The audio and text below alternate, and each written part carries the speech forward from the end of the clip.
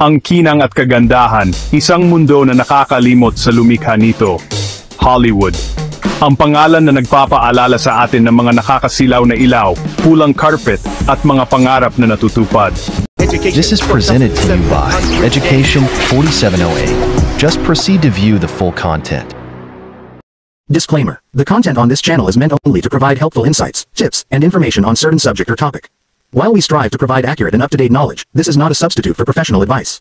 Always consult a qualified expert or professional for your specific needs. We encourage you to use this content as a guide for learning and additional information. If you think this does not fit what you want, please skip the video. Ito ay mundo ng magagandang tao at mga kwentong nakakabighani. Ngunit, sa mundong ito ng kumikinang na harapan, may isang mahalagang elemento na madalas nawawala ang Diyos. Ang nagbibigay ng talento, pagkamalihain at tagumpay ay madalas nakakalimutan. Tulad ng isang magandang tela na hinabi ng hindi kinikilala ang mga bihasang kamay na lumikha nito, ang Hollywood ay madalas nalilibang sa sarili nitong kaluwalhatian, na binabalewala ang pinagmulan ng mga biyaya nito.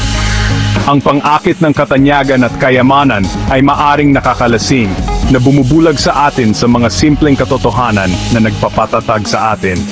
Kapag nawala na ang palakpakan at tumalikod na mga kamera, mayroong nananatiling kahungkagan sa puso ng mga taong naghanap ng katuparan sa mga kayamanan sa mundo. Dahil ang tunay at walang hanggang kagalakan ay hindi matatagpuan sa panandaliang katanyagan, kundi sa mapagmahal na yakap ng ating lumikha. Tandaan natin na kahit sa gitna ng gayong nakakasilaw na mga pang-abala, nakikita tayo ng Diyos. Alam niya ang pananabik sa ating mga puso, ang pagnanais para sa layunin at kahulugan na higit pa sa mababaw. Huwag tayong madaya sa pang-akit ng isang mundo na nakakalimot sa lumikha nito. Ngunit sa halip, hanapin natin ang kanyang liwanag, na nagniningning ng maliwanag kahit sa pinakamadilim na gabi. Pangungutya sa makapangyarihan, isang kasaysayan ng kawalang galang.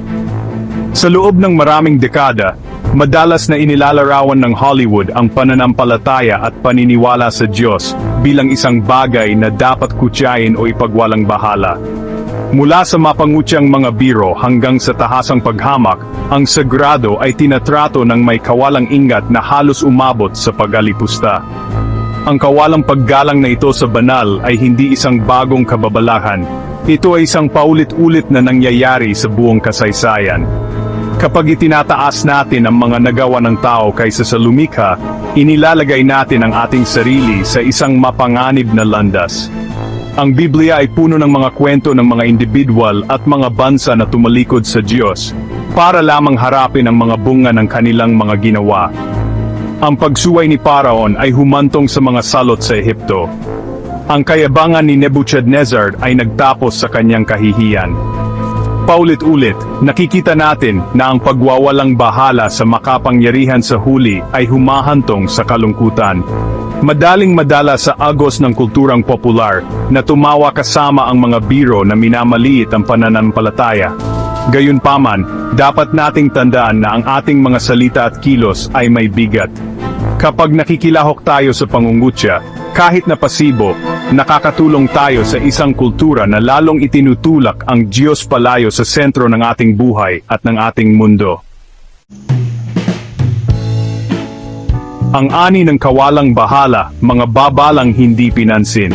Ang aklat ng Galatia, Kabanata 6, versikulo 7 at 8, ay nag-aalok ng isang matinding babala. Huwag kayong padaya, ang Diyos ay hindi maaring kutyain. Kung ano ang itinanim ng tao, iyon din ang kanyang anihin. Ang nagtatanim sa laman ay ani ng kasiraan, ngunit ang nagtatanim sa espiritu ay ani ng buhay na walang hanggan. Ang ating mga kilos ay may mga kahihinatnan. Pananagutan natin ang mga pagpapasyang ginagawa natin. Ang pagwawalang bahala sa Diyos ay may mga kahihinatnan. Lumiliha ito ng espiritual na kahungkagan. Nagbubunga ito ng isang kultura ng pag-asa sa sarili. Ang gayong kawalang bahala ay nag-aanyaya ng mas mahalagang kahihinatnan. Kapag nagtatanim tayo ng kawalang galang, umani tayo ng kahungkagan at sakit. Hindi ito nangangahulugan na ang bawat trahedya ay parusa mula sa Diyos, ngunit paalala na ang ating mga kilos ay may epekto. Ang pagtalikod sa lumikha ay may espiritual at pisikal na mga epekto. Galit ng kalikasan na pinalaya, isang tanda ng panahon. Sa mga nakaraang taon, nasaksihan ng mundo ang pagtaas ng bilang ng mga natural na sakuna.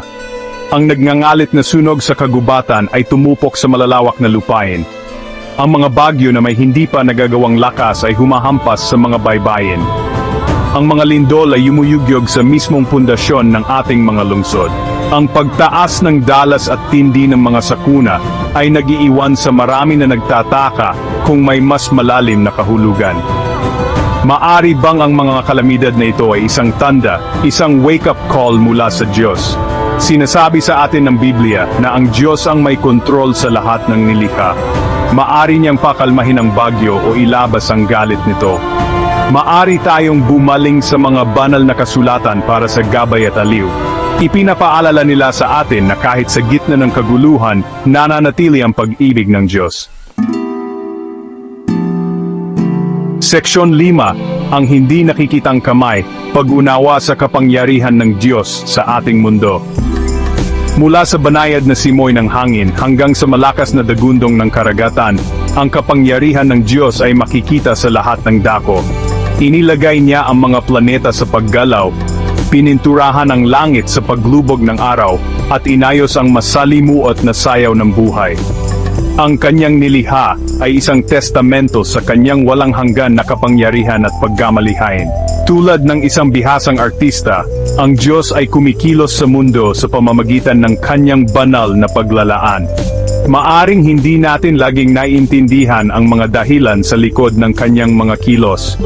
Ngunit maari tayong magtiwala na siya ay laging gumagawa para sa ikabuti ng mga nagmamahal sa kanya. Seksyon 6, bakit may pagdurusa? Paghahanap ng kahulugan sa gitna ng sakit. Ang tanong ng pagdurusa ay marahil isa sa mga pinakamatanda at pinakamahirap na tanong sa karanasan ng tao. Bakit nangyayari ang masasamang bagay sa mabubuting tao? Bakit pinapayagan ng isang mapagmahal na Diyos ang sakit, dalamhati, at pagkawala na hawakan ng ating buhay? Ito ang mga tanong na pinag-iisipan ng mga tao sa loob ng maraming siglo. Hindi iniiwasan ng Biblia ang katotohanan ng pagdurusa.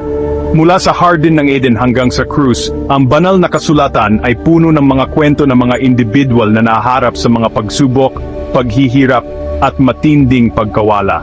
Gayunpaman, sa lahat ng ito, nakikita natin ang isang Diyos na naroroon sa gitna ng pagdurusa, na nag-aalok ng ginhawa, lakas at pag-asa. Ang pagdurusa, bagamat hindi kailanman ninanais, ay maaring magsilbi ng isang layunin sa ating buhay. Maari nitong mapalapit tayo sa Diyos habang hinahanap natin ang kanyang ginhawa at gabay. Maari nitong pinuhin ang ating pananampalataya na ginagawa itong mas malakas at mas matatag. At maari nitong ipaalala sa atin ang kahinaan ng buhay at ang kahalagahan ng pagkapit sa kung ano ang walang hanggan. Seksyon 7, panahon para sa pagninilay. Pagbabalik sa nagbibigay gabay. Ang mundo ay nag-aalok ng maraming pang-abala, maraming kumikinang na harapan na nangangako ng kaligayahan ngunit sa huli ay nag-iiwan sa atin na walang laman. Sa paghahangad ng tagumpay, katanyagan o kayamanan, madaling mawala sa paningin ang tunay na mahalaga. Gayunpaman, kapag ang mga bagyo ng buhay ay humahampas sa atin, doon tayo madalas na naalala ang ating pangangailangan para sa isang bagay na mas malaki kaysa sa atin. Marahil ang mga kamakailang kaganapang ito, ang mga natural na sakuna na yumanig sa ating mundo, ay isang panawagan para sa pagninilay.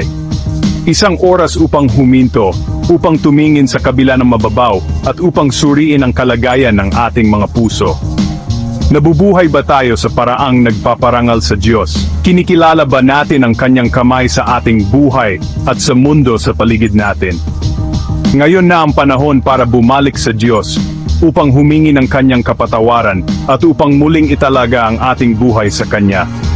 Naghihintay siya nang nakabukas ang mga bisig, handang mag-alok ng ginhawa, gabay, at isang hindi natitinag na pag-asa na lumalampas sa mga kawalan ng katiyakan ng mundong ito. Seksyon 8, paghahanap ng kapayapaan sa kanyang yakap, ang pag-asa ng pagsisisi. Ang pagbabalik sa Diyos ay nagsisimula sa isang simple, ngunit malalim na kilos pagsisisi. Ito ay ang pagkilala sa ating pangangailangan sa Kanya, pag-amin sa ating mga pagkukulang, at paghingi ng Kanyang kapatawaran. Ang pagsisisi ay hindi tungkol sa pagpaparusa sa ating sarili para sa ating mga pagkakamali, ngunit tungkol sa pagtalikod sa mga pagkakamaling iyon at pagpili ng ibang landas, isang landas na patungo sa Diyos. Kapag lumapit tayo sa Diyos nang may mapagpakumbaba at nagsisising puso, nangangako siya na patatawarin tayo at gagawin tayong bago. Ang kanyang pag-ibig ay walang kondisyon, hindi nakasalalay sa ating pagganap o sa ating pagiging karapat-dapat. Nakikita niya ang pananabik sa ating mga puso, ang pagnanais na maging buo, at inaalok niya sa atin ang libreng regalo ng kaligtasan sa pamamagitan ng kanyang anak, si Hesukristo. Sa kanyang yakap, nakakahanap tayo ng kapayapaan na higit sa lahat ng pangunawa. Isang kapayapaan na nagpapakalma sa ating mga pagkabalisa, nagpapagaan sa ating mga takot, at pinupuno tayo ng pag-asa na lumalampas sa mga pangyayari sa ating buhay. Ito ay isang kapayapaan na hindi maibibigay ng mundo at hindi maaalis. Isang kapayapaan na nagmumula sa pagkaalam na tayo ay minamahal at pinahahalagahan ng Diyos na lumikha sa atin. Seksyon 9, ang hindi nagbabagong katotohanan. Ang pag-ibig ng Diyos ay nananatili. Ang mundo ay maaaring magbago. Ang mga pangyayari ay maaaring mag-iba. Ngunit ang pag-ibig ng Diyos ay nananatiling tapat, hindi natitinag at walang hanggan. Siya ay kahapon, ngayon, at magpakailanman. Anuman ang ating nagawa o gaano man tayo kalayo, ang kanyang mga bisig ay laging nakabukas, handang tanggapin tayo sa tahanan. Huwag nating hayaang tukuyin tayo ng kinang at kagandahan ng mundong ito, o madala ng panandaliang kasiyahan nito. Sa halip, ituon natin ang ating mga mata sa walang hanggan, sa Diyos na lumikha sa atin, nagmamahal sa atin, at nagnanais ng isang relasyon sa atin. Mabuhay tayo sa bawat araw bilang isang testamento sa kanyang kabutihan, na sumasalamin sa kanyang pag-ibig at biyaya sa lahat ng ating ginagawa. Dahil sa huli, hindi ang mga parangal ng mundong ito ang mahalaga, kundi ang kalagayan ng ating mga puso sa harap ng ating lumikha. Piliin nating lumakad sa kanyang mga daan, magtiwala sa kanyang karunungan, at hanapin ang ating sukdulang katuparan sa kanyang mapagmahal na yakap. Thanks for watching.